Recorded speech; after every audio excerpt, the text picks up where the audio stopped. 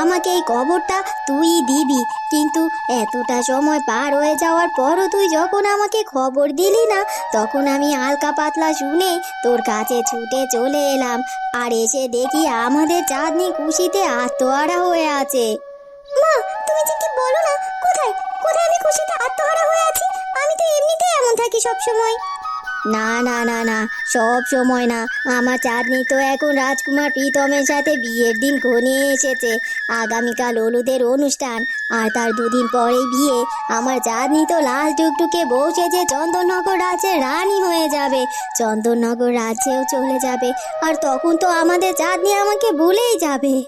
মা, তুমিও না এসব কি উল্টো পাল্টা বলছো? আমি চন্দননগর রাজ্যের রানী হয়ে গেলে তোমাদের ভুলে যাব কেন?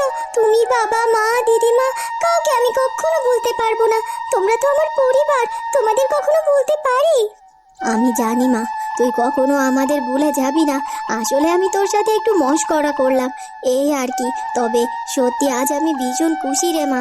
আমি তো এই দিনটার জন্যই অপেক্ষা করেছিলাম যে আমার চাঁদনির বিয়ে হবে, আর আমি দু চোখ ভরে সেটা দেখবো।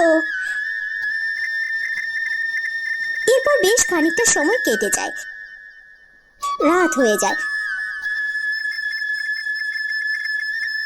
জয়ী ভীষণ খুশি, কারণ রাত পোহালেই রাজকুমার প্রীতমের সাথে তার বিবাহের অনুষ্ঠান। সত্যি, আমি তো ভাবতেই পারছি না। সত্যি সত্যি রাজকুমার প্রীতমের সাথে আমার বিবাহ হতে চলেছে।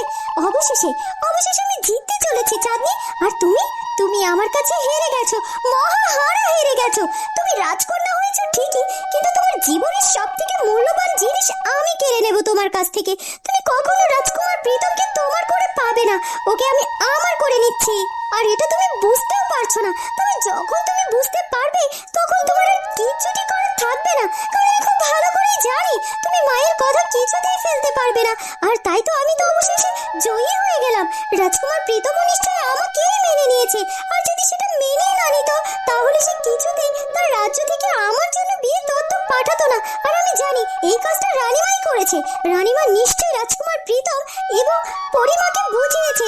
আর তাই এই বিয়েতে রাজকুমারের আর কোনো অমত নেই, আর কোনো বাধাও নেই। আর তুমি তুমি কোনো বাধা দিয়েও কিচ্ছু করতে পারবে না। এখন যা হবে ভালোই হবে।